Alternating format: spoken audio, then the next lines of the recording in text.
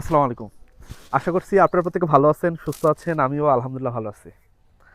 আমি আপনাদেরকে বরাবরই বলি, আপনারা যখন গরু ক্রয় করবেন, গরুর যেন একটু কম মাংস হয় এবং ফ্রেম যেন বড় হয়। এভাবে গরু কিনবেন। তাহলে কিন্তু আপনারা গরু থেকে লাভবান হতে পারবেন। তো আমি যে গরুটা নিয়ে আসি এটা কিন্তু শাহিওয়াল ক্রস, শাহিওয়াল জাতের।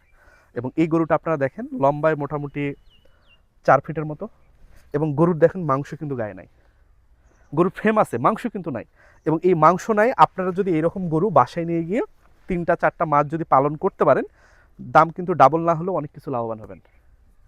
বুঝতে পারছেন? গরুর মাংস কিন্তু বেশি নাই। এই গরুতে এখনও অনেক মাংস ধরানো সম্ভব। এবং গরুর ফ্রেম দেখেন কত বড়, সব কিছুতেই কিন্তু বড়, মাশাল্লাহ। এইরকম সাইজের গরু কিনবেন। এবং গরু কিন্তু শান্তশিষ্ট স্বভাবের, মাশাল্লাহ, কত সুন্দর। এরকম ফ্রেমের গরু লাগবে। একবারে গায়ে তেমন কিছু নাই, কিন্তু আকার আকৃতিতে বড়, হাড়হাড্ডি ভালো, পা লম্বা চড়া আছে। এই জিনিসগুলো দেখবেন, মাশাল্লাহ, কত সুন্দর গরু। এরকম দেখলে লস হওয়ার কোনো পসিবিলিটি নেই। তো ভালো থাকেন, সুস্থ থাকেন। আল্লাহ হাফেজ।